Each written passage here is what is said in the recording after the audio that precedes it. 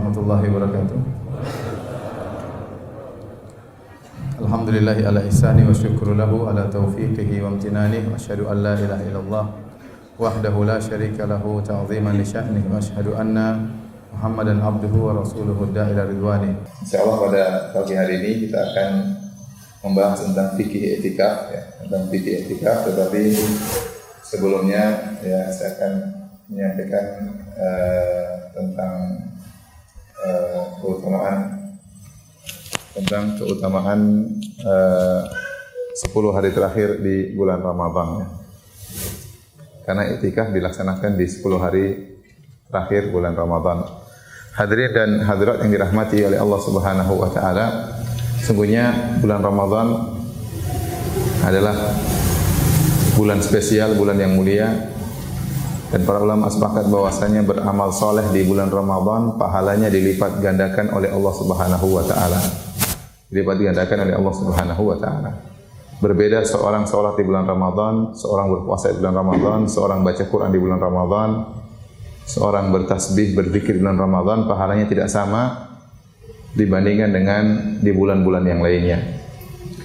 Akan tapi berapa kalikah dilipat gandakan? Tidak ada dalil yang tegas yang menjelaskan berapa kalinya. Ada dalil yang secara umum, man jaa bil hasanati falahu asyru amsalha, ya, wa man jaa bis sayyiati fala yujza illa mithlaha. Barang siapa yang melakukan satu kebaikan maka Allah akan balas 10 kali lipat. Ya, tapi ini berlaku di bulan Ramadan maupun di luar bulan Ramadan. Ya, lipat gandakan tersebut dari 10 kali lipat sampai 700 kali lipat ila adhafin katsira, sampai lebih daripada itu. Tetapi jadi perlipat gandaan menjadi 10 kali lipat atau 700 kali lipat lebih daripada itu berlaku di setiap bulan. Tapi para ulama telah sepakat bahwasanya bulan Ramadan adalah bulan yang spesial, lebih dilipat gandakan daripada bulan-bulan yang lainnya. Memang datang dalam suatu hadis ya tentang berapa kali dilipat gandakannya. Dalam satu hadis disebutkan bahwasanya barang siapa yang beribadah sunnah di bulan Ramadan maka nilainya seperti beribadah fardu di bulan yang lainnya. Dan barang siapa yang beribadah fardu di bulan Ramadan sama seperti 70 kali fardu di bulan yang lain. Tapi hadisnya lemah. Hadisnya dhaif. Hadisnya dhaif ya. Secara umum beramal saleh di tempat-tempat yang suci, tempat-tempat yang mulia, di waktu-waktu yang mulia dilipat gandakan oleh Allah Subhanahu wa taala. Allah berfirman, "Wa rabbuka yakhluqu ma yasha'u wa yakhtar." Dan Allah, Rabbmu yang telah menciptakan apa yang Dia kehendaki dan memilih apa yang Dia kehendaki. Tentunya dengan hikmah Allah Subhanahu wa taala. Allah memilih sebagian tempat sebagai tempat-tempat yang mulia seperti tanah suci Mekah ya. Tanah suci kota Madinah ya. Yang barang siapa beribadah di situ dilipat gandakan pahalanya oleh Allah Subhanahu wa taala. Demikian juga Allah memiliki sebagian waktu menjadi waktu-waktu yang spesial seperti bulan Ramadan, syahrul Ramadan alladzi unzila fihi al-Qur'an, bulan Ramadan yang Allah turunkan Al-Qur'an di dalamnya. Berarti bulan Ramadan adalah bulan yang spesial dan beribadah di situ dilipat gandakan pahalanya. Adapun berapa kalinya kita tidak tahu, kita serahkan kepada Allah Subhanahu wa taala. Tetapi beramal soleh di bulan Ramadan dilipat gandakan secara kuantitas maupun secara kualitas. Kuantitas pahalanya dilipat gandakan oleh Allah, kualitas pahalanya juga dilipat gandakan oleh Allah Subhanahu wa taala. Ibarat kalau kita kasih gambaran secara duniawi, biasanya kalau di bulan lain beramal soleh misalnya mendapatkan sebuah mobil, misalnya pahalanya sebuah mobil, maka di bulan Ramadan mobilnya ditingkatkan. Yang biasanya Avanza jadi Alphard misalnya. Kemudian pun ini secara kualitas dilipat gandakan, secara kuantitas juga diperbanyak. Alphardnya bukan cuma satu juga, Alphardnya lebih daripada satu. Ini gambaran saja agar kita bisa paham ya. Berbeda dengan maksiat. Kalau maksiat tidak dilipatkan kuantitas, hanya kualitas. Kata para ulama tidak dilipatkan ya kamman tetapi kaifan. Secara kuantitas tidak dilipat gandakan, hanya dilipat gandakan secara kualitas. Kenapa? Karena Allah mengatakan wa man jaa'a bis sayyi'ati fala yujza illa mithlaha. Barang siapa yang melakukan satu kemaksiatan, satu keburukan, maka dia tidak dibalas kecuali dengan kemaksiatan tersebut, tidak dilipat gandakan. Ya. Jadi saya ulangi, Allah berfirman, "Man jaa'a bil hasanati falahu asyru amsalihha, wa man jaa'a bis sayyi'ati fala yujza illa mithlaha." Barang siapa yang melakukan kebajikan, Allah lipat gandakan 10 kali lipat, dan barang siapa melakukan keburukan, dibalas sesuai dengan keburukan tersebut, tidak dilipat gandakan. Jadi para ulama juga sepakat, barang siapa melakukan kemaksiatan di tempat-tempat suci, di waktu-waktu mulia, maka kualitas hukumannya ditingkatkan oleh Allah Subhanahu wa taala. Dalilnya seperti orang yang hendak melakukan kemaksiatan di tanah suci Mekah. Kata Allah dalam surat Al-Hajj, "Wa man yurid fihi bi ilhadin bi dzulmin nudhiquhu min adzabin alim." Barang siapa yang berkehendak melakukan keburukan di tanah suci Mekah, ya, melakukan ilhad, melakukan kezaliman, kami akan buat dia merasakan azab yang pedih. Jadi untuk khusus di Masjidil Haram di Mekah, barang siapa yang baru niat keburukan, melakukan keburukan di kota Mekah, dia sudah mendapat dosa, bahkan dosa besar, diancam dengan azab yang pedih. Belum dia lakukan, baru hanya ingin. Jadi seorang misalnya di tanah air sudah punya niat buruk, nanti kalau musim haji saya akan membohongi para jemaah haji misalnya, ya. Saya akan jual kambing, tapi kambingnya enggak ada, cuma jual kuponnya misalnya. Jemaah haji dibohongin, ya. Dia niatnya sejak di tanah air, dia sudah terancam dengan dosa yang besar. Ini keistimewaan tanah Mekah. Sama seperti seorang bermaksiat di kota Madinah, ya, tidak dilipat gandakan secara kuantitas hukumannya, tetapi dilipat gandakan secara kualitas, ya. Karena Nabi SAW bersabda, ya, "Wa man ahdatha fiha hadatsan aw awa muhditsan fa alaihi la'natullah wal malaikati wan nasi ajma'in.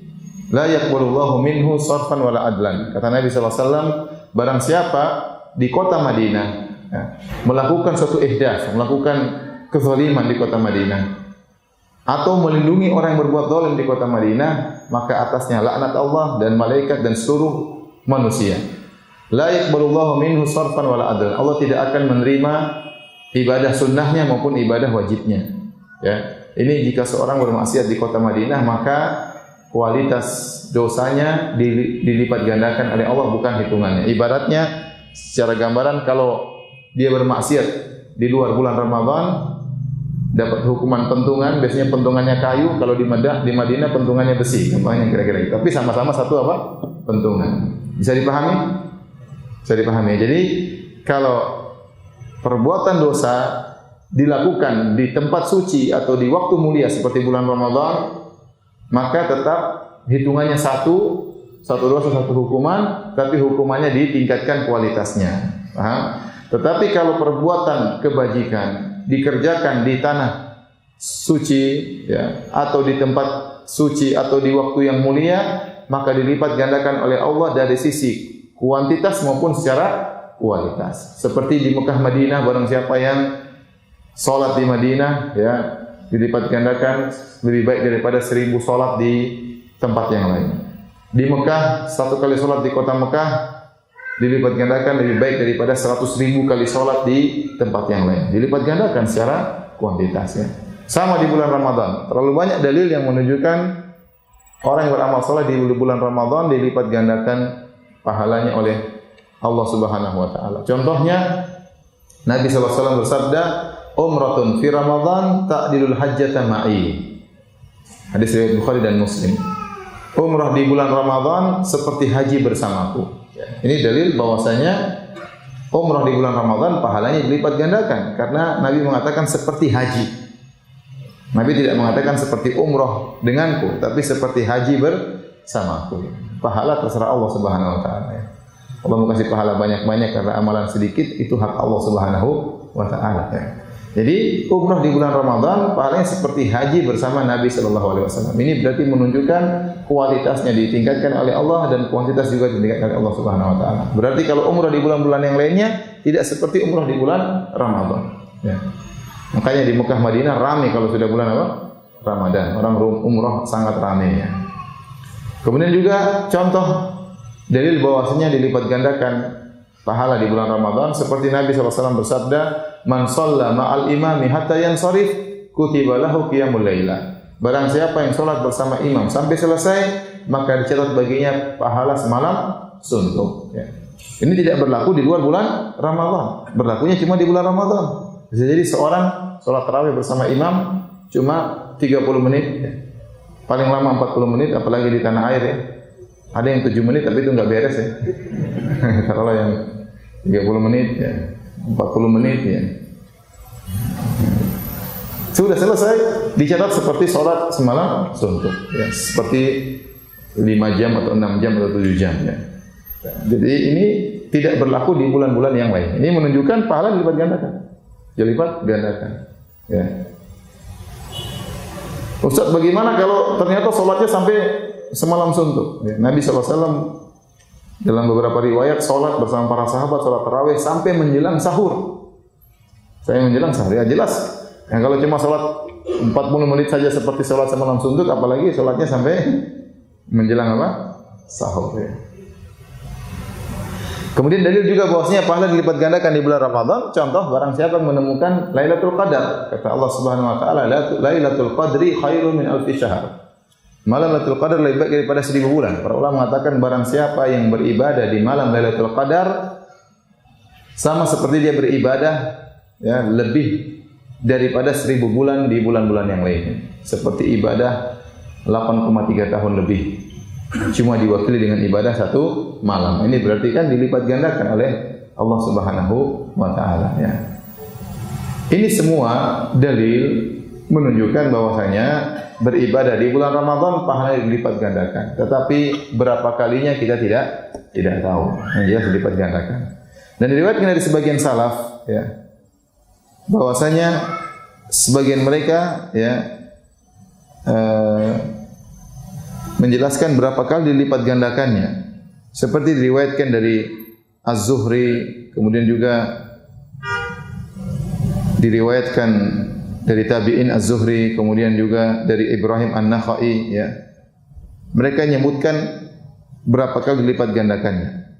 Contoh An-Nakhai rahimahullah berkata, "Shaumu yaumin min Ramadan afdalu min alfi yaumin." Berpuasa 1 hari di bulan Ramadan lebih baik daripada berpuasa 1000 hari di bulan yang lainnya. Wa tasbihatun fihi afdalu min alfi tasbihah. Dan 1 tasbih mengucapkan subhanallah di bulan Ramadan lebih baik daripada 1000 tasbih di bulan yang lainnya. Wa rak'atun fihi afdalu min alfi rak'ah. Dan 1 rakaat di bulan Ramadan yang ditunaikan 1 rakaat lebih baik daripada 1000 rakaat di bulan-bulan yang lainnya. Ini diriwayatkan dari An-Nakhai. Kemudian juga diriwayatkan dari Az-Zuhri, juga tabi'in. Dia berkata tasbihatun fi Ramadan afdalu min alfi tasbihatin fi ghairihi. 1 tasbih di bulan Ramadan, subhanallah, lebih baik daripada 1000 tasbih di bulan-bulan yang lainnya. Demikian juga dari Abu Bakar bin Abi Maryam meriwayatkan dari guru-gurunya, kanu yaqulun, mereka berkata, "Idza hadara syahrul Ramadan fandasitu fihi bin nafaqah." Jika telah tiba bulan Ramadan, maka hendaknya kalian berlapang bermudah-mudahan untuk bersedekah.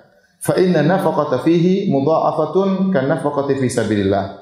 Karena berinfak di bulan Ramadan dilipat gandakan pahalanya seperti berinfak di jihad di jalan Allah Subhanahu wa taala. Ini semua ijtihad dari tabi'in yang menunjukkan kata mereka ibadah di bulan Ramadan 1000 kali lipat daripada di bulan-bulan yang lainnya ya. Tapi ini hanya pendapat. Intinya saya sampaikan bahwasanya beribadah di bulan Ramadan dilipat gandakan daripada di bulan-bulan yang lain. Dan untuk ingat bahwasanya bulan Ramadan ini cepat selesai. Allah Subhanahu wa taala mengatakan ayyaman ma'dudat, hari-hari yang terhitung. Dan tidak terasa kita sudah lewat 14 hari ya. 14 hari atau 15? 14 hari. Sepakat ya? Ada khilaf atau tidak? Tidak ada. 14 hari sudah lewat ya. Tidak terasa, sudah setengah bulan lagi. Jadi seorang berusaha untuk banyak amal saleh di bulan Ramadan. Sebagaimana Nabi SAW, amal salehnya meningkat ketika bulan Ramadan. Kata Ibn Abbas radhiyallahu anhuma, kana Nabi SAW ajwadan nas. Rasulullah SAW adalah orang yang paling dermawan. Wa kana ajwadu ma yakun fi Ramadan. Dan Rasulullah SAW lebih dermawan lagi tatkala di bulan Ramadan. Ya, ini menunjukkan Nabi meningkatkan kualitas ibadahnya di bulan Ramadan. Ya. Lebih daripada bulan-bulan yang lain. Kenapa? Karena pahalanya dilipat gandakan oleh Allah Subhanahu Wa Taala. Ya. Terlebih lagi tatkala 10 hari terakhir. Tatkala 10 hari terakhir. Ini hari-hari yang sangat spesial, 10 hari terakhir. Ya. Aisyah radhiyallahu taala anha berkata, ya, kana Nabi sallallahu alaihi wasallam yajtahidu fi ashr awakhir ma la yajtahidu fi ghairihi. Rasulullah sallam bersungguh-sungguh beristihad dalam beribadah di 10 hari terakhir tidak seperti di hari-hari sebelumnya. Ya, Nabi Ramadan ibadahnya luar biasa, 10 hari terakhir lebih lagi daripada sebelumnya. Kemudian juga dalam hadis yang lain kata Aisyah radhiyallahu taala anha, kana idza dakhala al-ashr, ya, kalau sudah masuk 10 hari yang terakhir di bulan Ramadan, syadda mi'zarahu, maka Rasulullah SAW mengencangkan sarungnya. Dan mengencangkan sarungnya, wa ahya lailahu, dan beliau pun menghidupkan malamnya, wa aiqadha ahlahu, dan membangunkan istrinya. Bangunkan istrinya. Ini dalil 10 hari terakhir di bulan Ramadan dianggap spesial oleh Nabi SAW. Yang pertama, syadda mi'zarahu, Rasulullah SAW mengencangkan sarungnya. Kata para ulama, maksudnya Rasulullah SAW tidak menggauli istrinya sama sekali. Ya, ini menunjukkan bahwasanya 20 hari sebelumnya Rasulullah SAW masih menggauli apa? Istrinya. Ya, masih menggauli istrinya, masih tidur bersama istrinya, masih menggilir istrinya sesuai dengan giliran jatah nginap beliau. Tapi sudah masuk 10 hari terakhir, Rasulullah SAW sama sekali tidak menggauli istri-istri beliau. Kemudian wa ahya lailahu, Rasulullah SAW menghidupkan malamnya. Maka apa yang dimaksud dengan menghidupkan malamnya ada dua pendapat. Intinya ada dua pendapat di kalangan para ulama. Pendapat yang pertama bahwasanya Rasulullah SAW begadang, tidak tidur sama sekali. Ya. Dan ini didukung dalam sebuah hadis, namun hadisnya sanadnya dhaif dalam Musnad Imam Ahmad. Ya. Karena Nabi SAW yakhlitu baina naumin wa salatin fil ashrin. Rasulullah SAW mencampur antara tidur dan salat tatkala di 20 hari pertama. Sehingga mafhum mukhalafahnya berarti 10 hari terakhir Rasulullah SAW hanya salat, tidak mencampur dengan apa? Tidur. Berarti Rasulullah SAW apa? Begadang. Oleh karena sebagian ulama berpendapat yang dimaksud dengan menghidupkan malam artinya begadang, tidak tidur sama sekali. Tidak tidur sama sekali. Dan ini pendapat ya kuat ya. Dan sangat mudah diterapkan di Mekah dan Madinah. Kenapa? Karena orang-orang di Mekah dan Madinah tidak berkesempatan untuk tidur di malam hari. Bayangkan antum misalnya ke Mekah atau Madinah, salat 10 hari terakhir 2 ronde. Ronde pertama 20 rakaat, ronde kedua 13 rakaat. Salat dimulai kemarin azan Isya ya, jam 9. Azan Isya jam 9. Sudah selesai salat Isya taruhlah jam 9.20. Di situ kemudian salat tarawih. Salat tarawih ronde pertama 20 rakaat selesai sudah jam 11. Jam 11. Nanti ronde kedua mulai jam 1 kurang seperempat. Dulu zaman saya masih mahasiswa, salat qiyamul lail yang ronde kedua dimulai jam 1. Jam 1 selesai nanti jam 3 seperempat. Jam 3 seperempat. Padahal kalau dulu sahur masih mungkin setengah 5, sekarang sahur jam azan subuh jam 4 lewat 5. Jam 4 lewat 5. Nah, kalau selesai salat 3 seperempat, waktu tinggal sekitar 50 menit antara selesai salat sampai apa? Azan subuh. Terus bagaimana caranya? Belum lagi keluar dari halaman masjid, belum nunggu istri-istri ada di mana ya. Terus kapan makan sahurnya? Oleh karenanya saya kalau tidak salah sekarang dimajukan waktu salat malamnya. Tadinya jam 1, sekarang jadi jam 1 kurang seperempat. Ya, dengan harapan jam 3 sudah selesai. Berarti antara selesai salat ronde kedua dengan azan subuh tinggal satu jam. Enggak ada sempat untuk tidur. Jadi benar-benar orang-orang kalau beribadah di Mekah dan Madinah tidak bisa tidur. Dan memang tidak bisa untuk tidur. Gimana mau tidur? Ya. Jam 1 tunggu sampai jam 11 selesai ronde pertama sampai 1 kurang seperempat cuma 1 jam 45 menit, itu pun nggak sempat. Kemudian setelah itu, kalaupun tidur paling 15 menit, tapi banyak orang nggak tidur. Kemudian sampai salat malam selesai, tunggu subuh juga nggak tidur. Jadi mereka bisa menghidupkan malam di 10 hari terakhir. Dan di antara yang paling afdal menghidupkan malam adalah dengan salat malam, dengan salat tarawih. Karenanya Nabi SAW diriwayatkan, Rasulullah SAW pernah salat tarawih bersama sahabat 3 hari. Suatu malam Rasulullah SAW pernah salat sampai sepertiga malam yang pertama.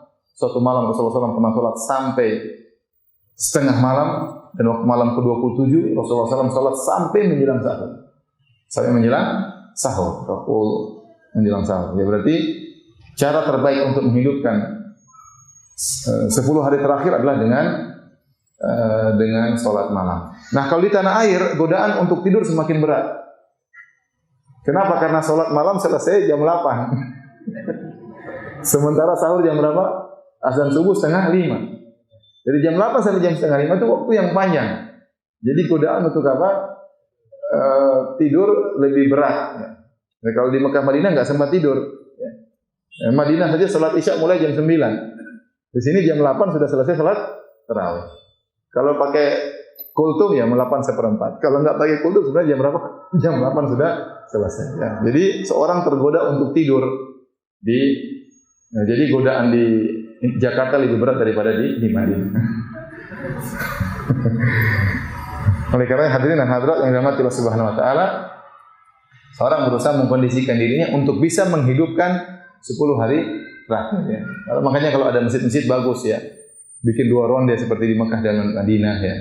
Karena kalau kita mau ikut para sahabat kemudian sholat sampai menjelang sahur, kita nggak kuat ya. Para sahabat apa?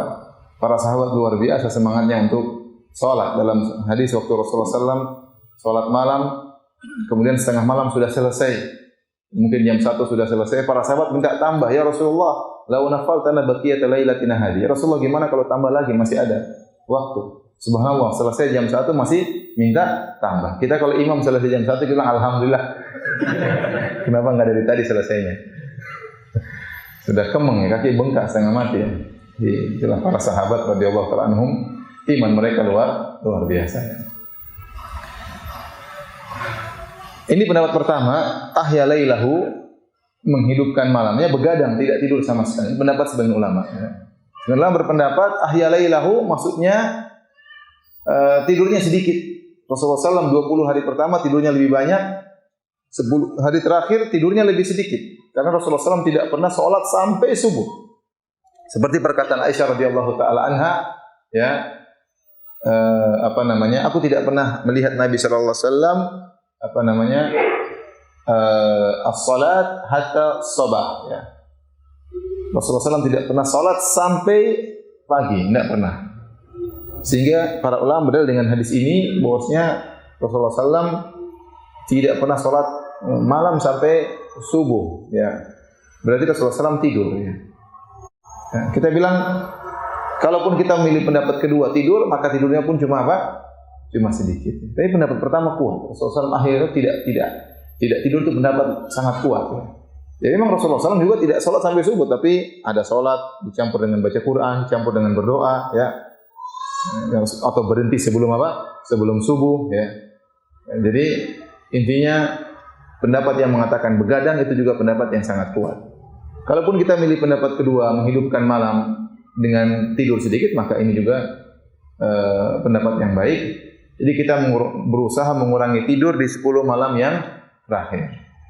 Namun kenyataannya mengurangi tidur di 10 malam yang terakhir tidak mudah pada sebagian orang. Sebagian orang di 10 hari terakhir masih kerja. Ya, kerja, kemudian dari pagi jam 8 sampai sore ya. Terus kalau malam suruh begadang lagi, besok enggak kerja. Enggak mungkin malam begadang kemudian besok kerja ya.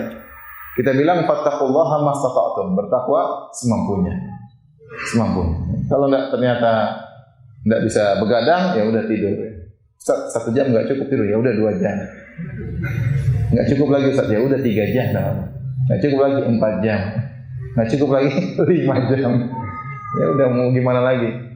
Allah Maha tahu. Kita punya kewajiban, sebagian kita punya kewajiban harus cari nafkah di siang hari. Jadi maksud saya berusaha bertakwa kepada Allah semampunya. Kurangi tidur. Kurangi tidur bukan untuk Facebookan ya, enggak.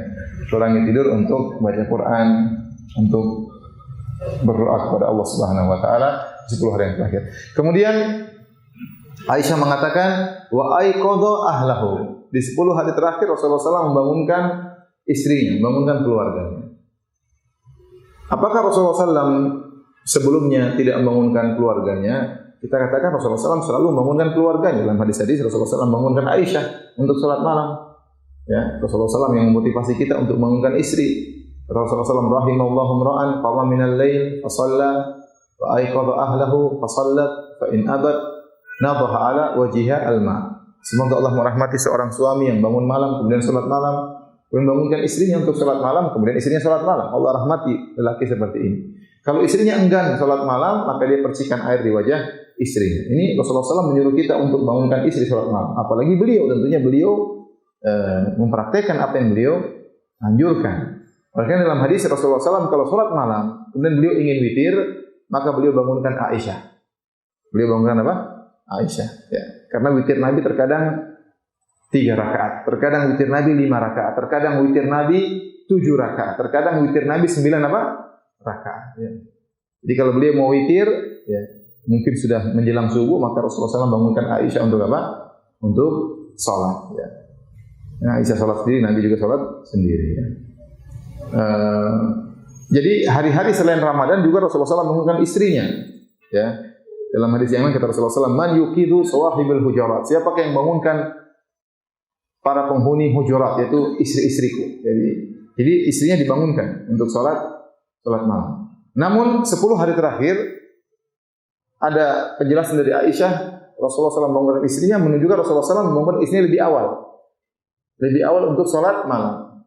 Jadi kalau kita biasa bangunkan istri kita setengah jam sebelum subuh, sekarang kita rubah, kita bangunkan jam 2, bangunkan jam 3 ya. Untuk berdoa, bangun salat malam berdoa ya. Berdoa kepada Allah Subhanahu wa taala, terutama malam-malam ganjil yang kita harapkan Lailatul Qadar ya. Jadi jangan lupa untuk bangunkan istri ya.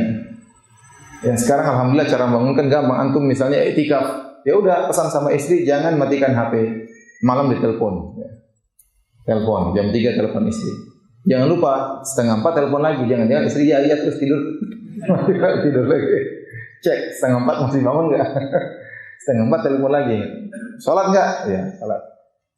Jadi harus kerjasama bilang istri ya, saya akan bangunkan kamu. Jangan matikan apa? HP. Kecuali kalau istri sakit, kalau istri lagi lemah ya, itu lain cerita. Tapi asalnya kita berusaha bangunkan istri sebagaimana dijalankan oleh Nabi sallallahu alaihi wasallam. Ini semua menunjukkan 10 malam terakhir adalah malam-malam yang spesial. Terutama di antara 10 malam terakhir itu ada satu malam yang namanya malam Lailatul Qadar. Malam Lailatul Qadar. Ini malam sangat spesial. Karenanya malam tersebut dicari oleh Nabi sallallahu alaihi wasallam. Nabi sallallahu alaihi wasallam pernah iktikaf dalam hadis Abi Sa'id Al-Khudri radhiyallahu anhu. Rasulullah SAW pernah iktikaf sebulan penuh untuk mencari Lailatul Qadar. Karena Rasulullah SAW waktu itu belum dikabari oleh Allah kapan Lailatul Qadar. Hanya dikabarkan oleh Allah di bulan Ramadan. Maka Rasulullah SAW iktikaf 10 malam pertama. Kemudian ternyata tidak ada Lailatul Qadar. Rasulullah SAW melanjutkan lagi 10 malam kedua. Ternyata tidak ada juga Lailatul Qadar. Setelah itu Rasulullah SAW melanjutkan 10 malam ketiga. Allah kabarkan Lailatul Qadar berada di 10 malam yang ketiga. Baru Rasulullah SAW suruh para sahabat untuk iktikaf bersama Nabi SAW. Jadi pernah sebulan penuh Rasulullah SAW iktikaf dalam rangka mencari malam yang sangat istimewa ini, malam Lailatul Qadar. Ya. Sampai Allah turunkan surat khusus tentang Lailatul Qadar. Inna anzalnahu fi Lailatul Qadar. Kami telah turunkan Al-Quran di malam Lailatul Qadar. Wa ma adraka ma Lailatul Qadar? Tahukah engkau apa itu Lailatul Qadar? Lailatul Qadri khairun min alfi syahr. Malam Lailatul Qadar lebih baik daripada 1000 bulan. Ingat, Allah tidak mengatakan malam Lailatul Qadar seperti 1000 bulan. Tapi Allah mengatakan malam Lailatul Qadar lebih baik daripada 1000 bulan. Tanazzalul malaikatu war-ruhu fiha bi idzni rabbihim. Ya. Min kulli amr. Kata Allah Subhanahu wa taala pada malam tersebut malaikat turun hadir di malam tersebut. Bahkan malaikat Jibril, pimpinan para malaikat juga ikut hadir di malam tersebut. Ya. Salamun ya hatta matla'il fajar. Maka keselamatan di malam tersebut sampai subuh. sampai subuh. Jadi ada surat khusus tentang malam Lailatul Qadar. Ini malam spesial. Sampai-sampai Nabi dan para sahabat mencari malam tersebut. Ya. Dan malam tersebut terus ada sampai hari kiamat. Oleh karenanya, ya, karena saya dengar ada sebagian orang berpendapat malam Lailatul Qadar cuma di zaman Nabi, sudah enggak ada lagi. Jadi mereka tidak pernah cari-cari Lailatul Qadar. Tidak benar, karena para sahabat setelah meninggalnya Nabi SAW, mereka masih terus mencari apa? Malam Lailatul Qadar. Baik. Lailatul Qadar, apa artinya Lailatul Qadar? Lailatul Qadar, Al-Qadar, ya, para ulama menafsirkan dengan 3 tafsiran atau lebih. Di antaranya 3 tafsiran tentang makna Al-Qadar. Ada yang mengatakan Al-Qadar secara bahasa artinya adalah takdir. Artinya adalah takdir. Kenapa? Karena pada malam tersebut Allah menurunkan takdir tahunan, at-takdir as-sanawi. Sebagaimana dalam ayat kata Allah Subhanahu wa taala, "Inna anzalnahu fi lailatin mubarakatin inna kunna mundzirin fiha yufraqu kullu amrin hakim." Kata Allah Subhanahu wa taala, kami menurunkan Al-Qur'an di malam yang penuh berkah, itu malam Lailatul Qadar. Ya.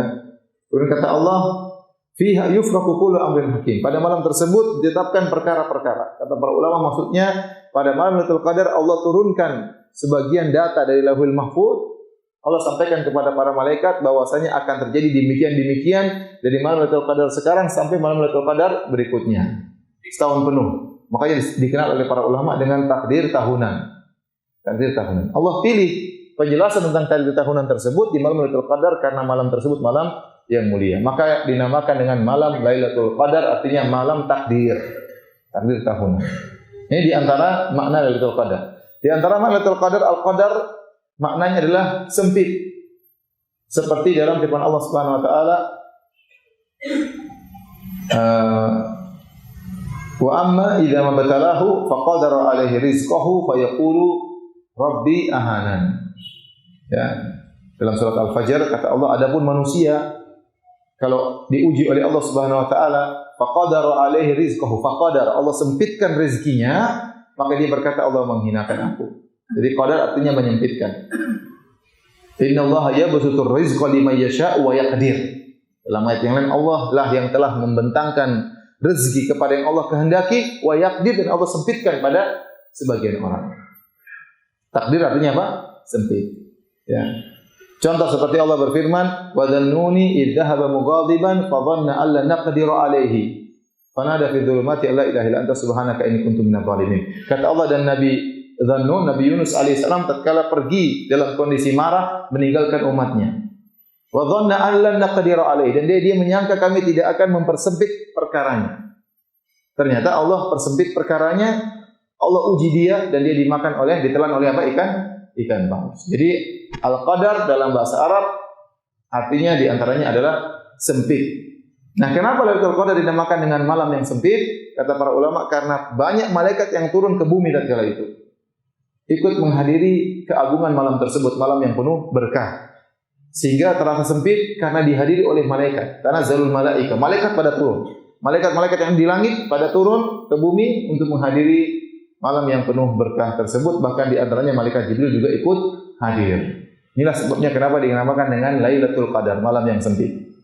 Kemudian antara tafsiran kenapa disebut Lailatul Qadar, Al-Qadar artinya syaraf, malam yang mulia. Ai lailatun dzatus syaraf, malam yang penuh kemuliaan. Kenapa dikatakan malam penuh kemuliaan? Karena malam tersebut lebih baik daripada 1000 bulan. Lailatul Qadri khairun min alfi syahr. Malam Lailatul Qadar lebih baik daripada 1000 bulan. Ada sebagian orang berpendapat Allah menganugerahkan Lailatul Qadar kepada umat Islam karena umat Islam umurnya pendek-pendek, tidak seperti umat-umat terdahulu. Ini pendapatnya.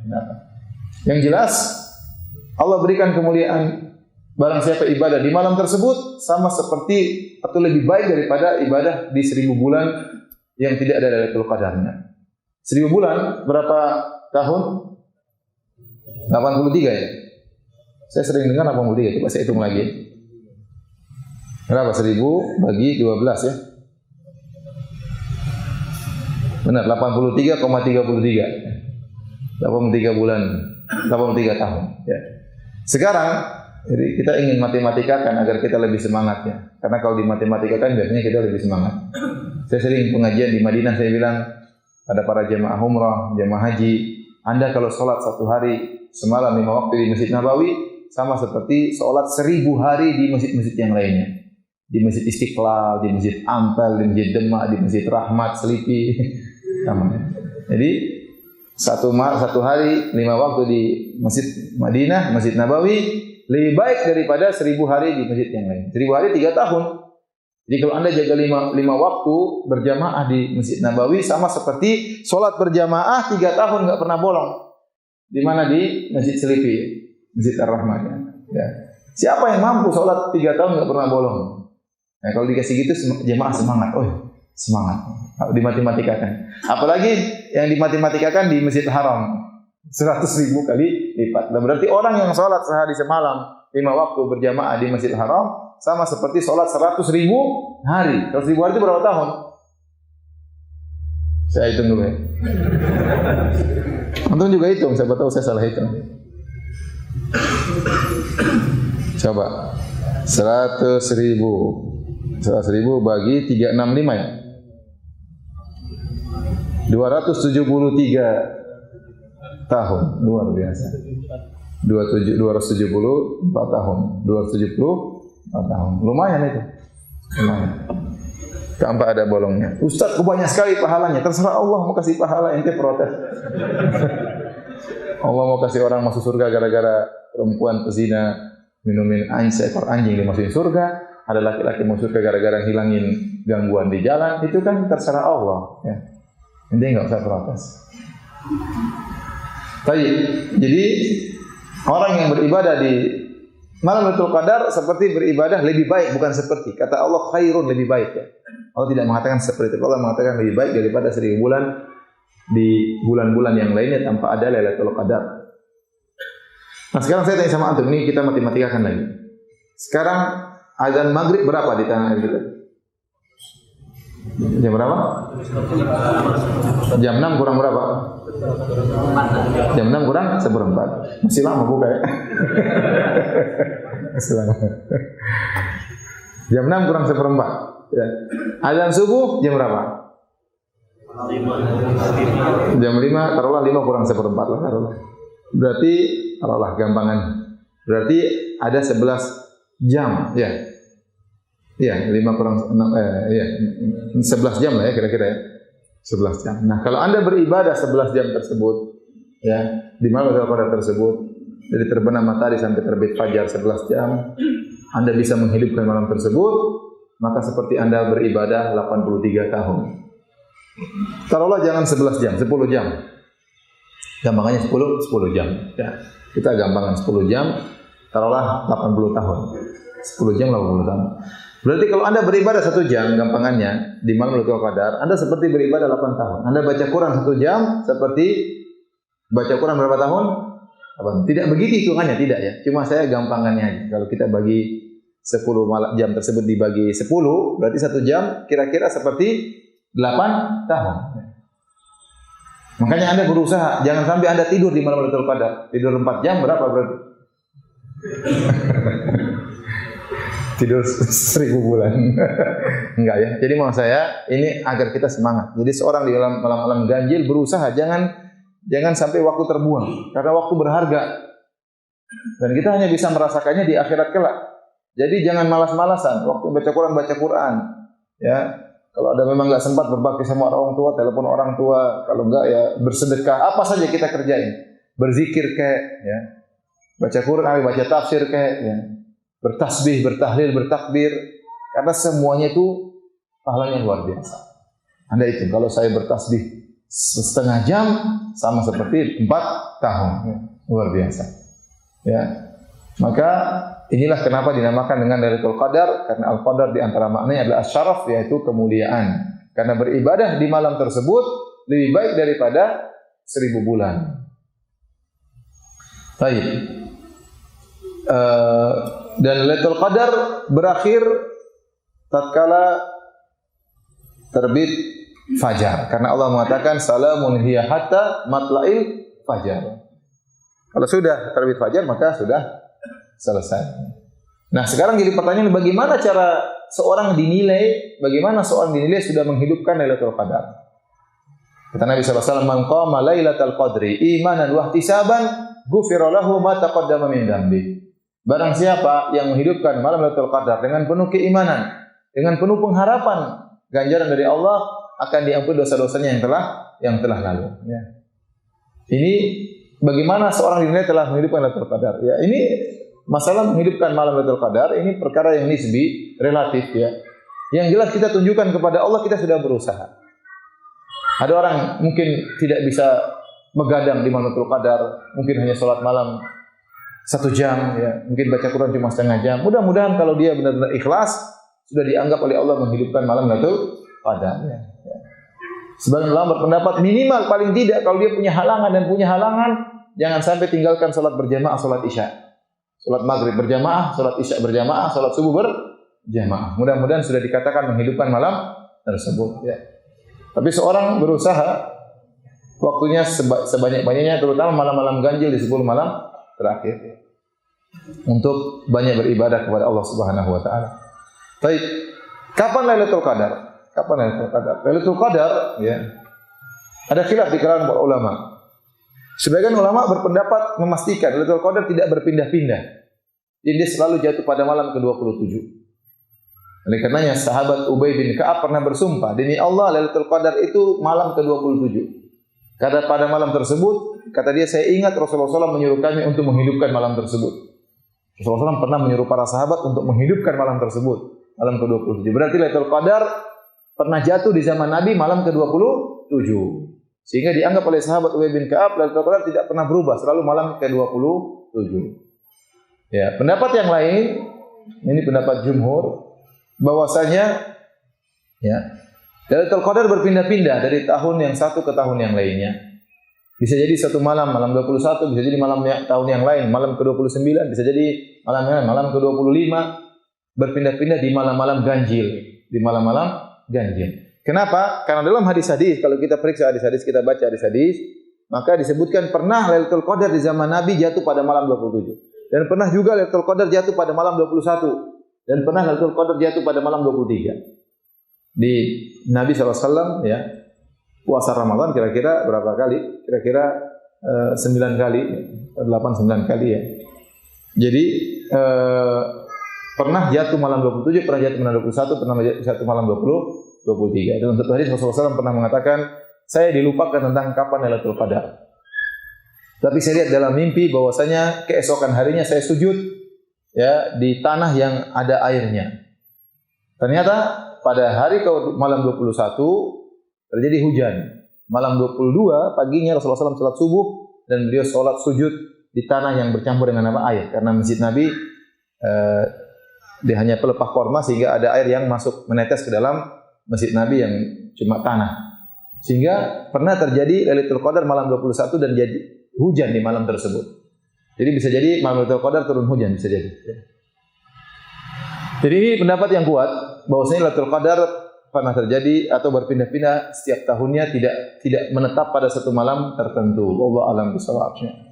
Dahulu Nabi SAW pernah diberitahu oleh Allah kapan Lailatul Qadar. Dalam Sahih Al-Bukhari Rasulullah SAW berkata, "Inni kharajtu li ukhbirakum bi Lailatul Qadar wa innahu talaha fulan wa fulan." Aku keluar untuk mengabarkan kepada kalian kapan Lailatul Qadar.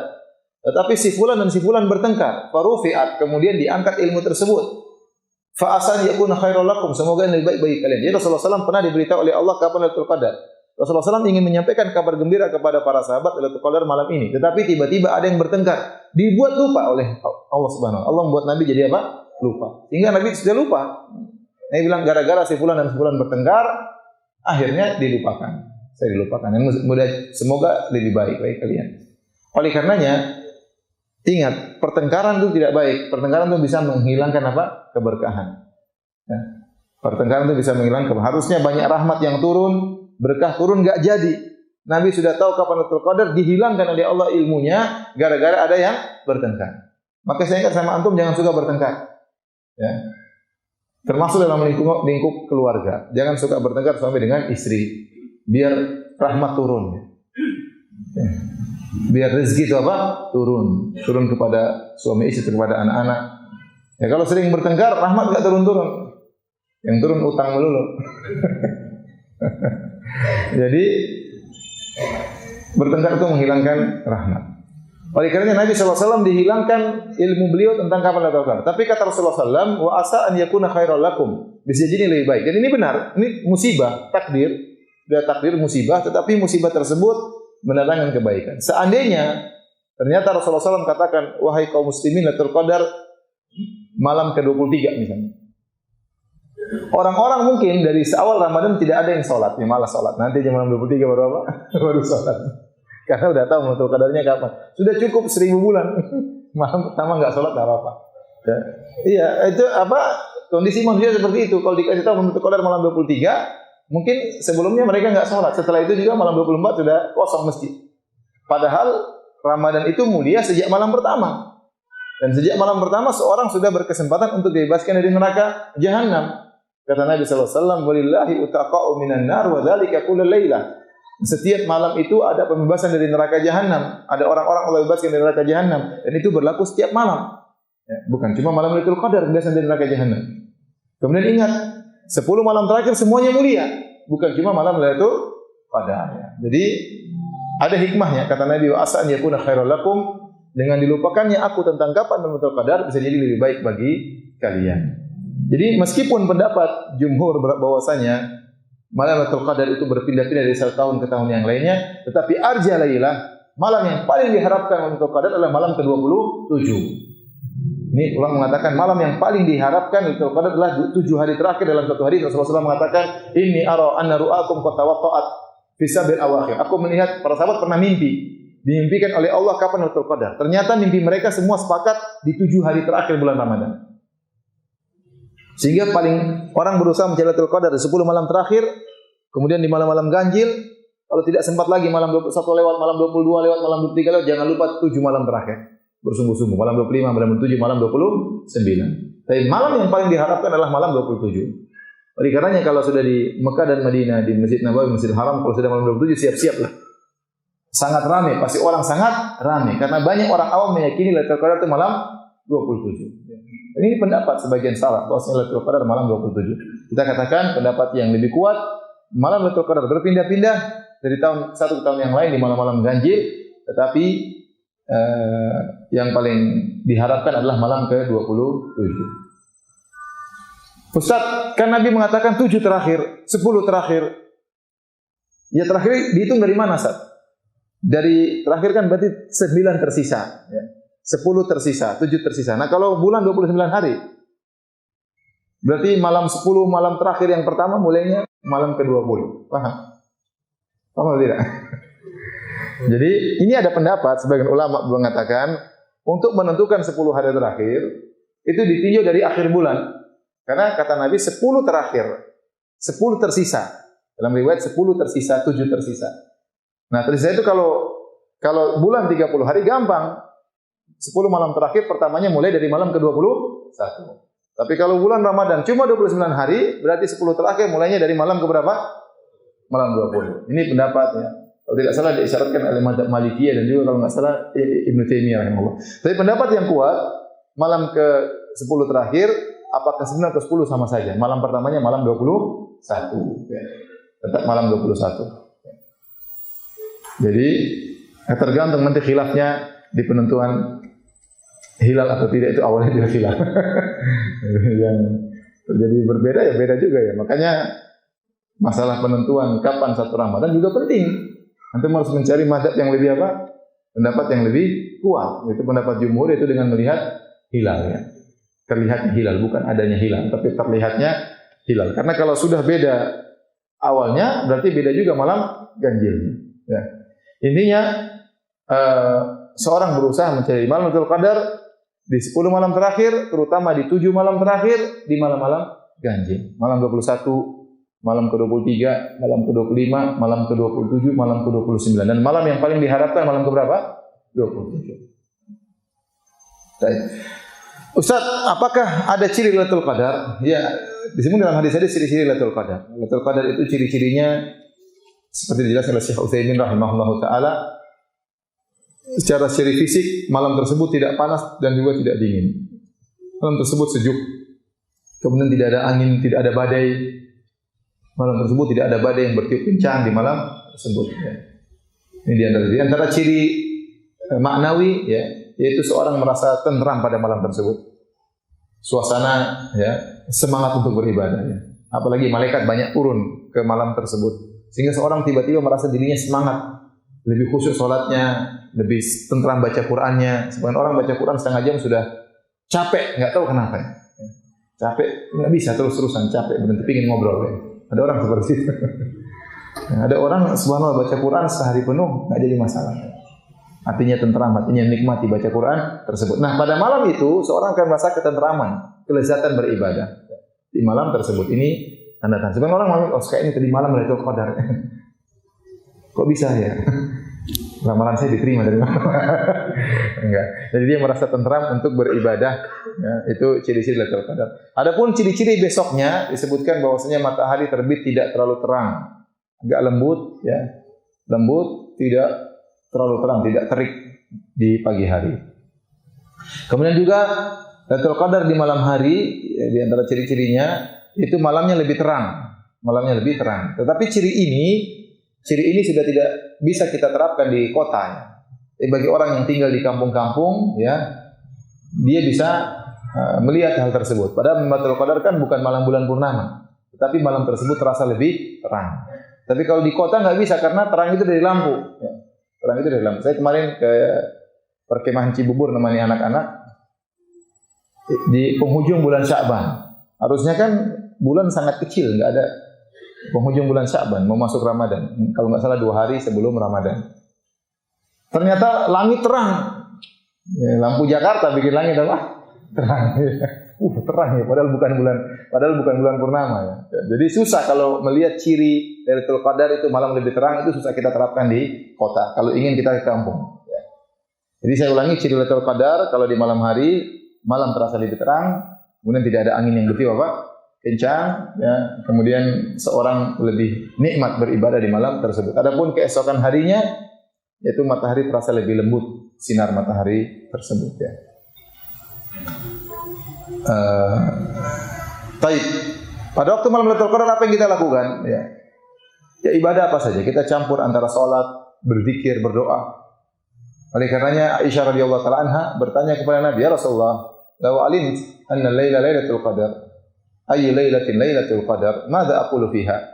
Ya Rasulullah, bagaimana menurutmu kalau saya tahu suatu malam itu malam Lailatul Qadar, apa yang harus aku ucapkan? Doa apa yang harus aku panjatkan kepada Allah Subhanahu wa taala? Perhatikan Aisyah radhiyallahu anha bisa bahasa Arab atau tidak? Aisyah bisa bahasa Arab atau tidak? Bisa, orang Arab. Bahkan pandai syair. Tetapi dia tidak mengarang doa sendiri. Dia minta doa dari siapa? Nabi sallallahu alaihi wasallam. Maka seorang waktu berdoa berusaha menghafalkan doa lafal Nabi, jangan ditambah-tambahin. Rasulullah mengatakan, "Quli Allahumma innaka afuun tuhibbul afwa fa'fu anni." Itu yang kita ulang-ulang. Katakanlah wahai Aisyah, kata Nabi sallallahu alaihi wasallam, "Allahumma innaka afuun." Ya Allah, sungguhnya Engkau Maha Pengampun. Tuhibbul afwa, dan Engkau mencintai pengampunan. Fa'fu anni, maka ampunilah aku. Jangan tambah-tambah. Allahumma innaka afuun karimun ghafurun rahimun. Enggak usah tambah-tambah. Allahumma innaka afuun tuhibbul afwa fa'fu anni. Ya, jangan ditambah-tambahin. Ya, karena lafal itu lafal yang dari Nabi sallallahu alaihi wasallam, ya. Kalau ngarang doa, Aisyah juga bisa ngarang doa sendiri. Ya. Artinya kita boleh berdoa dengan lafal kita, boleh. Tapi kita jaga lafal Nabi ini yang lebih sakti istilahnya. Lebih ampuh, lebih berkah. Karena yang ngajarkan langsung siapa? Rasulullah sallallahu alaihi wasallam. Jadi doa di malam Lailatul Qadar, doa yang sangat dikabulkan. Ini dalil bahwasanya doa di malam Lailatul Qadar adalah doa yang sangat dikabulkan.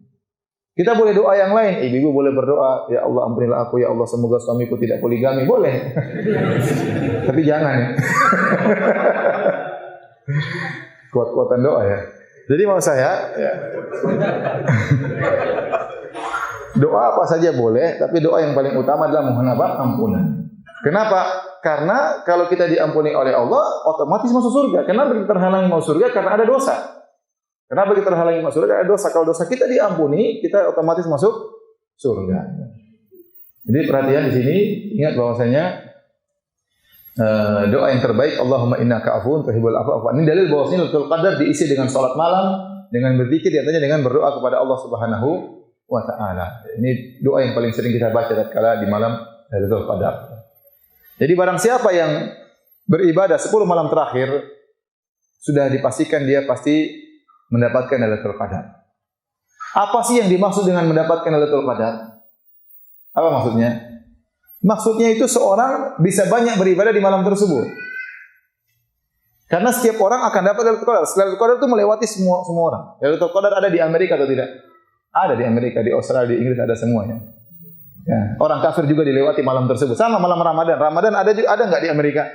Ada. Orang kafir dapat Ramadan atau tidak? Dapat, tapi dia tidak mendapati Ramadan, artinya dia tidak beribadah di bulan tersebut. Jadi Lailatul Qadar itu akan melewati siapa saja. Malaikat turun, tidak cuma turun di Selipi saja, yang lain enggak. Turun di mana-mana ya. Tetapi orang yang dikatakan dapat Lailatul Qadar yaitu dia banyak beribadah di malam tersebut. Jadi bukan cari di mana. Kamu dapat enggak? Saya enggak dapat. Itu malam semua orang kena. Semua orang kena malam tersebut. Cuma maksudnya mendapatkan itu dia benar-benar beribadah di malam tersebut. Paham ya? Itu maksudnya. Itu maksudnya. Baik, terakhir kita akan bahas tentang masalah iktikaf.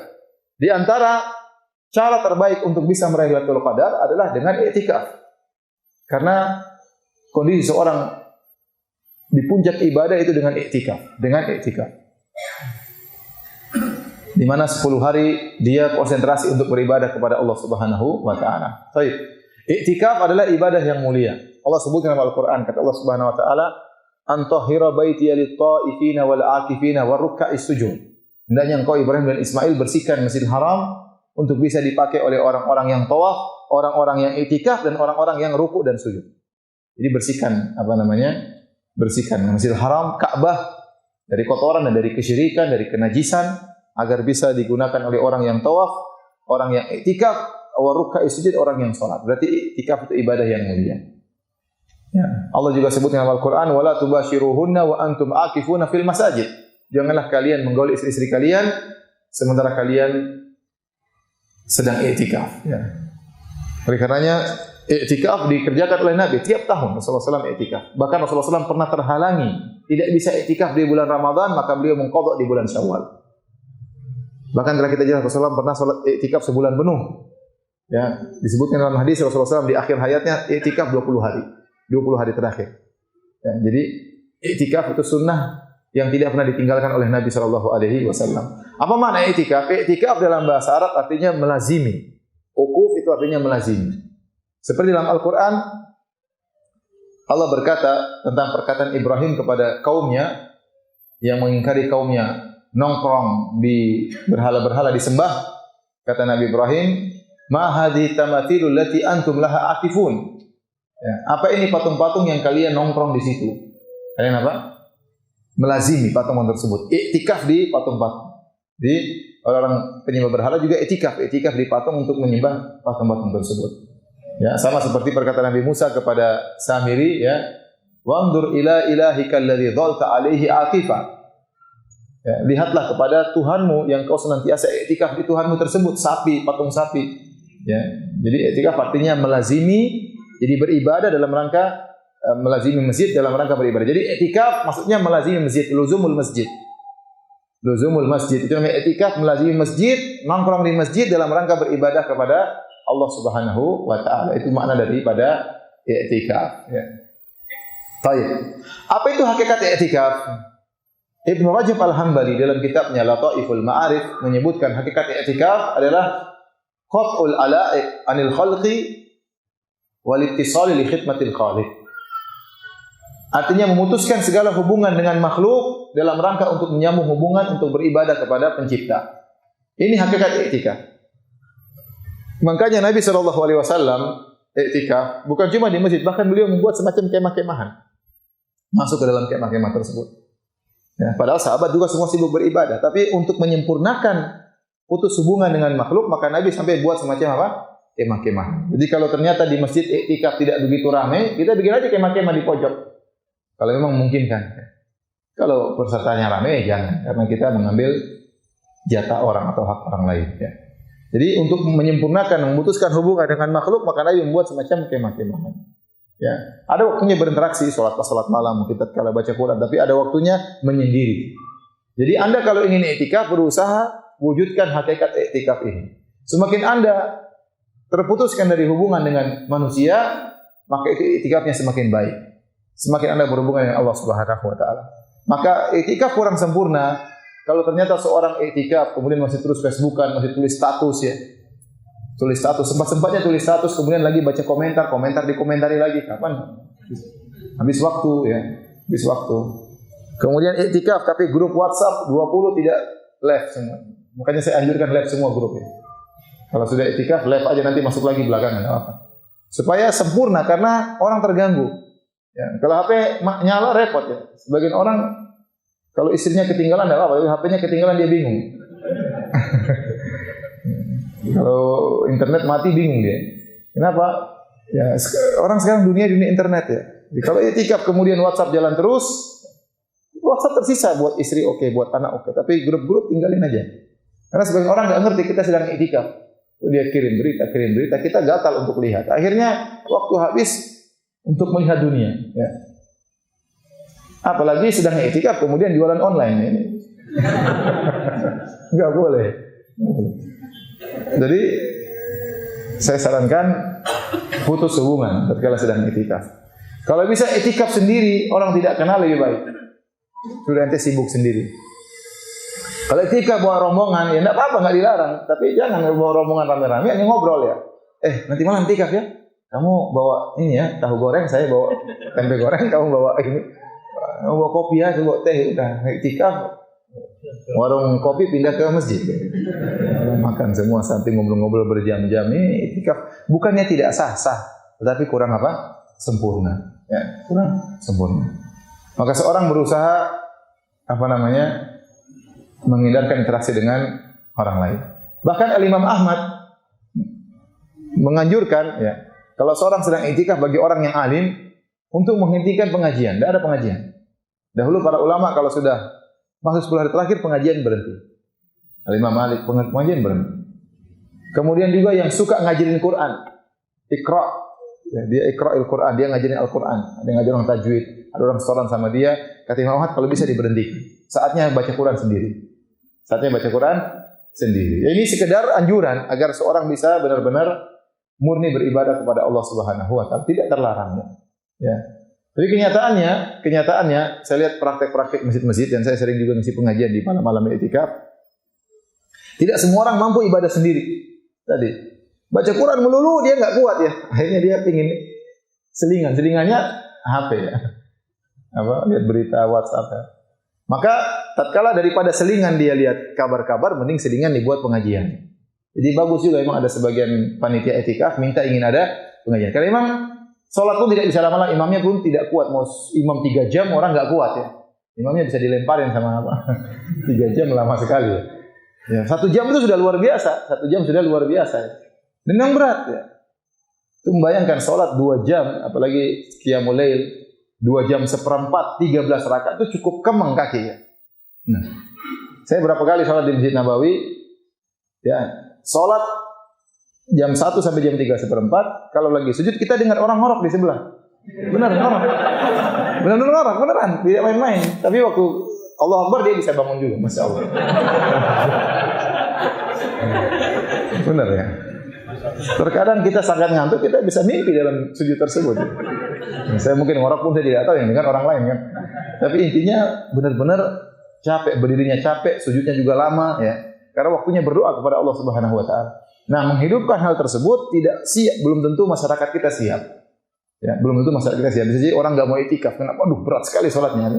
Akhirnya orang salat pun malam pun 1 jam sudah maksimal ya. Setengah jam saja sudah lumayan ya.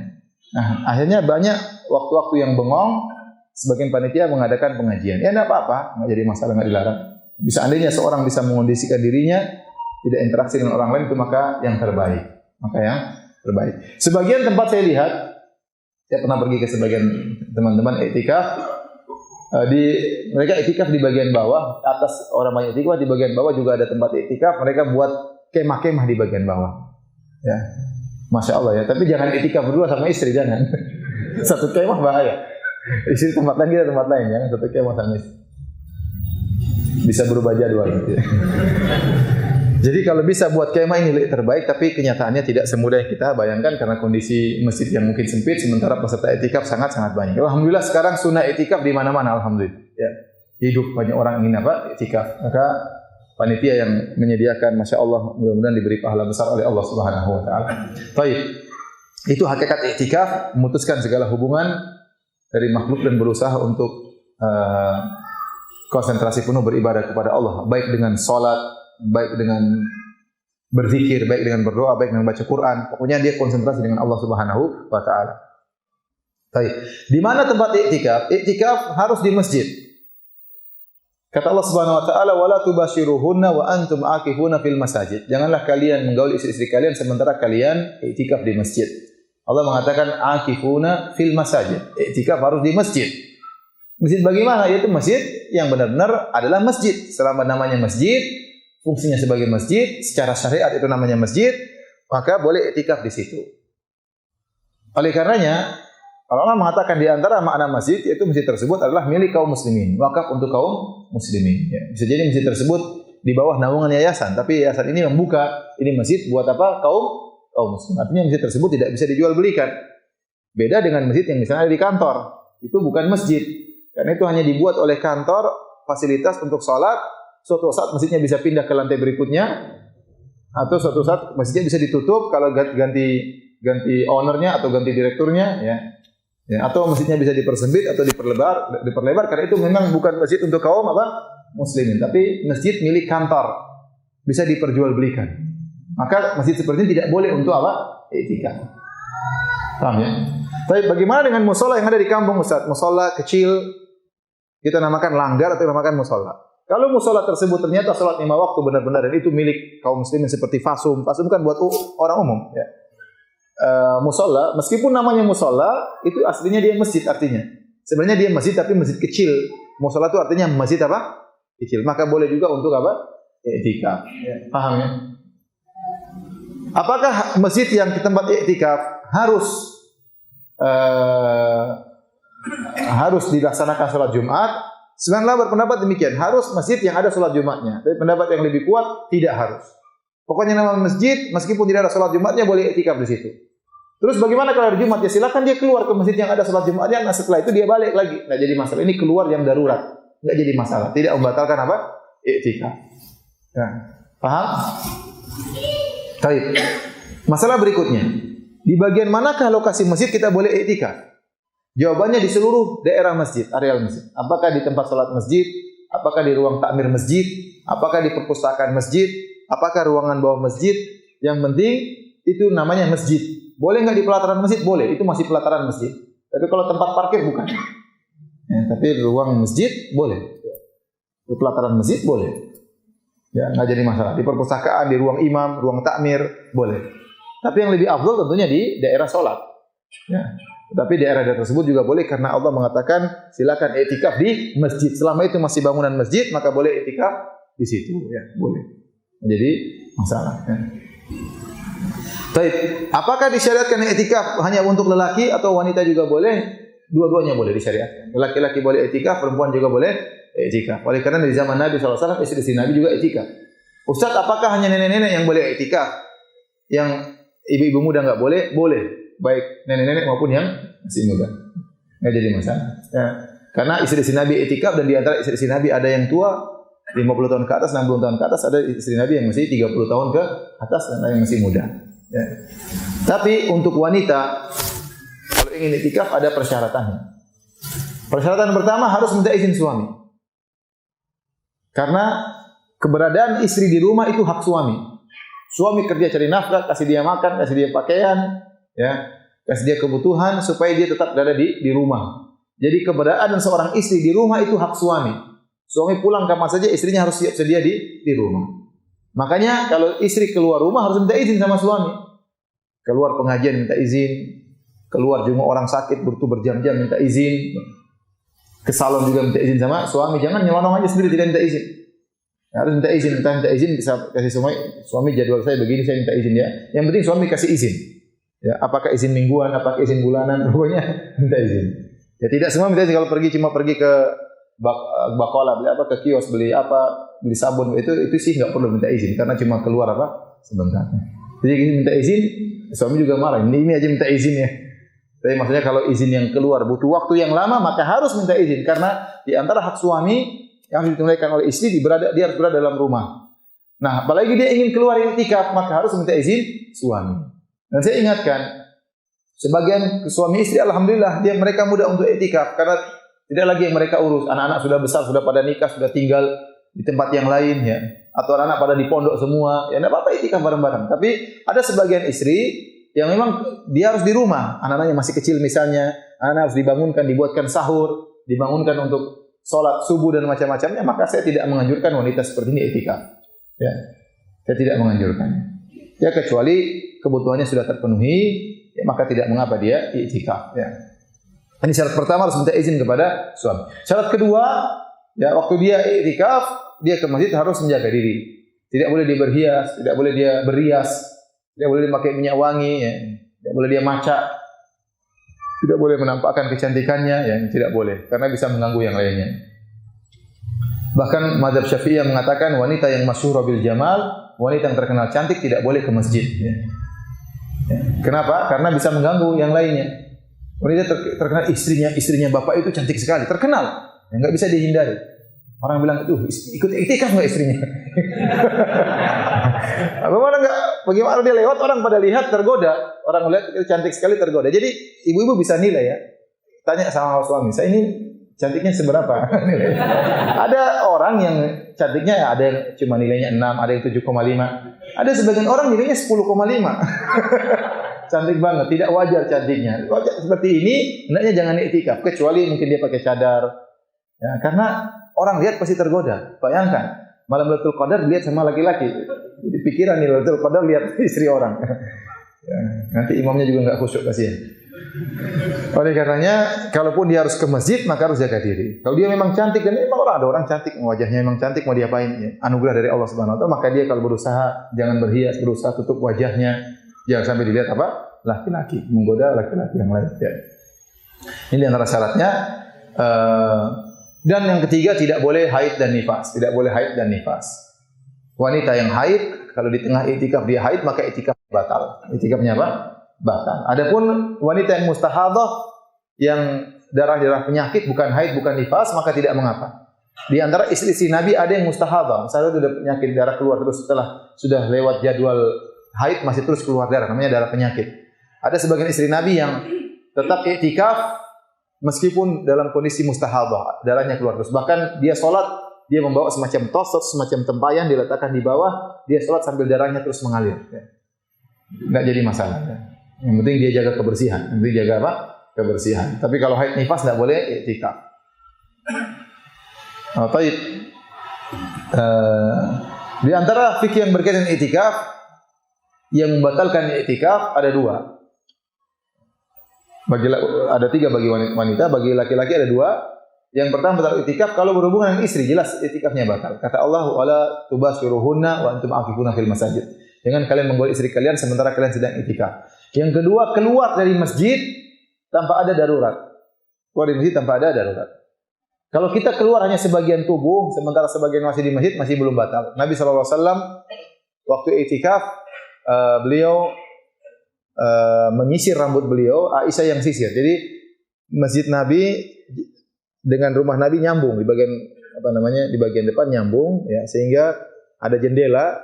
Jadi Nabi sedang iktikaf, beliau mengeluarkan kepala beliau di rumah beliau untuk disisir oleh Aisyah radhiyallahu taala anha. Tapi tidak batal karena yang keluar cuma kepalanya saja, paham? Ya, badannya masih di masjid. Jadi kalau antum tangannya keluar jendela enggak batal ya. Kepalanya keluar jendela enggak batal. Tapi kalau loncat batal. Karena seluruh anggota tubuh keluar tanpa ada keperluan. Paham? Adapun keluar-keluar yang darurat tidak membatalkan iktikaf. Contoh seorang iktikaf kemudian dia harus buang air sementara WC-nya di luar masjid misalnya. Tidak mengapa. Ya, ini karena darurat. Dia buang air kemudian balik, enggak jadi masalah. Bahkan kata para ulama, jika ternyata WC yang ada di masjid tidak memadai. Contoh peserta iktikaf ramai sampai ratusan. WC cuma satu. Ada masjid seperti itu. Saya pernah ngisi pengajian yang hadir mungkin lebih dari 1.000 rame. Ya, masjid WC cuma satu. Nggak tahu orang malas nyumbang WC kali, pengen nyumbang masjid. Ya. Padahal itu juga dapat pahala. Ya. WC dipakai orang yang hendak ke masjid. Ya. Nah, kalau seperti itu gimana? Mau ngantri banyak orang nggak mungkin. Jadi kalau ternyata WC tidak memadai, kata para ulama, boleh seorang pergi ke rumahnya dekat masjid hanya sekedar untuk apa? Buang air segera balik karena darurat. Ya.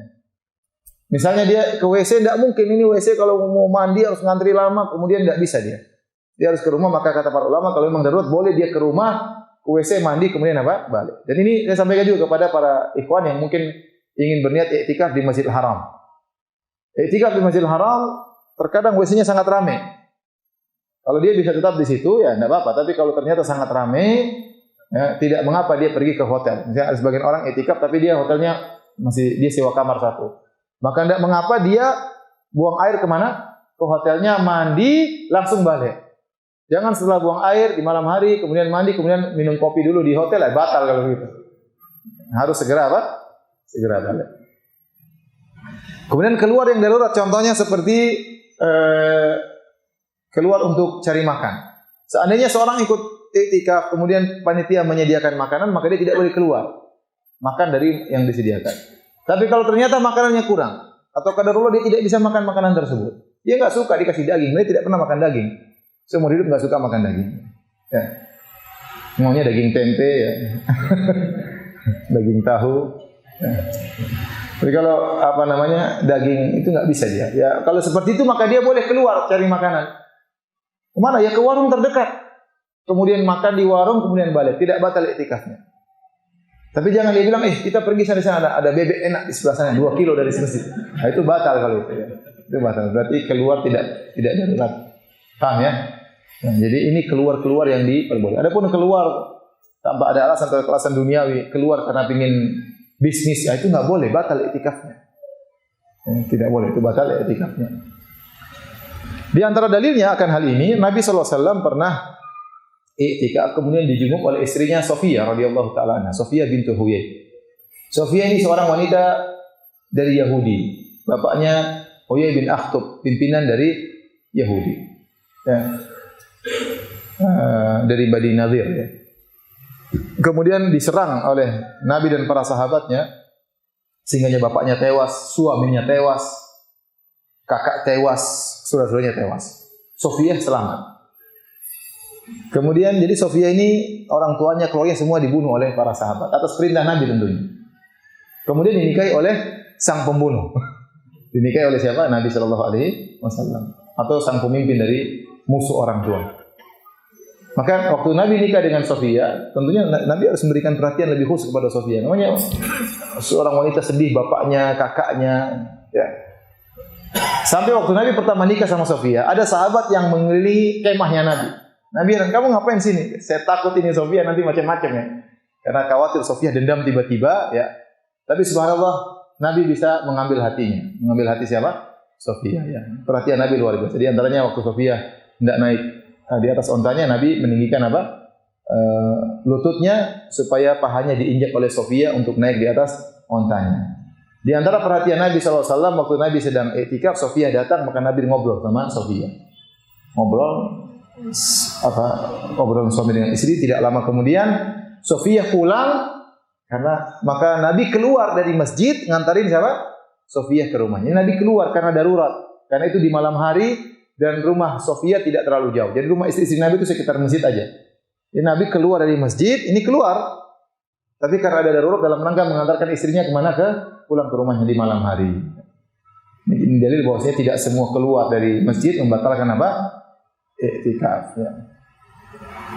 Baik, jadi inilah ya mungkin beberapa perkara yang saya sampaikan tentang masalah iktikaf. Maka seorang kalau bisa dimudahkan oleh Allah untuk iktikaf, maka berusaha untuk apa? Iktikaf. Kalau dia bisa iktikaf 10 hari, maka itu yang terbaik. Kalau tidak bisa 10 hari, maka beberapa hari yang dia sukai. Misalnya malam-malam ganjil, malam 21 iktikaf, malam 23 iktikaf, malam 27 iktikaf. Siapa tahu itu malam Lailatul Qadar, kita sedang kondisi itu. Kalau tidak bisa iktikaf sama sekali 1 hari full, tidak bisa iktikaf 1 siang atau 1 malam. Dalam hadis kata Umar bin Khattab, "Kuntu nadartu fil jahiliyah ana atakifa fil Masjidil Haram lailatan."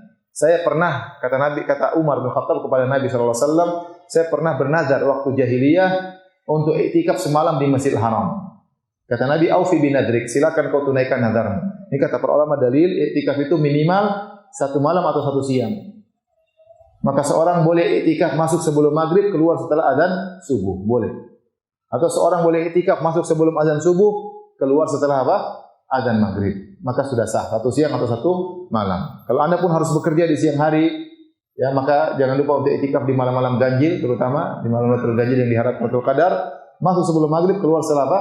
Setelah subuh, maka sudah sah iktikafnya. Ya. Ya. Adapun orang tidak sempat iktikaf karena banyak kegiatan, sama sekali tidak bisa iktikaf, ya maka usahakan waktu tetap bernilai. Seperti sebagian orang harus mudik. Malam hari ke-26 sudah mulai mudik. Perjalanan mudik butuh 3 hari 3 malam. Misalnya, mudik satu keluarga, mau naik pesawat mahal, naik mobil aja deh. Murah meriah tapi penderitaan. Rame-rame ya, sudah jalan 3 hari 3 malam ke Sumatera, ada yang seperti itu ya. Ya, malam-malam ya udah.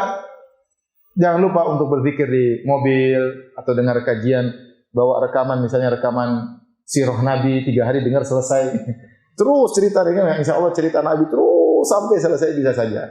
Jadi siapkan sarana prasarana sehingga waktu-waktu kita lewat tidak terbuang sia-sia. Ya. Dengar kajian tertentu terus. Jadi kalau enggak stop berzikir kepada Allah sambil nyetir sambil mengatakan Allahumma innaka afuwun tuhibbul afwa fa'fu anni. Seorang harus mudik dipanggil orang tuanya yang berbakti kepada orang tua. Meskipun berat ditempuh juga karena ingin berbakti kepada orang tua. Orang tua ingin dia lebaran di kampungnya. Enggak jadi masalah. Kemudian saya ingatkan pula untuk mempersiapkan i'tikaf, terutama bapak-bapak dan ibu-ibu, kalau bisa sebelum masuk 10 hari terakhir sudah beli macam-macam barang-barang untuk bikin kue, beli sekarang. Kalau bisa bikin kuenya sebelum 10 hari terakhir. Ya. Kue kering jangan bikin pas malam-malam 10 hari terakhir. Bikin sebelumnya. Sekarang yang bikin kue kering, masukkan toples sudah simpan, nanti hari lebaran baru dibuka ya. Kalau punya freezer besar, beli ikan, beli daging, masukkan ke freezer. Ya.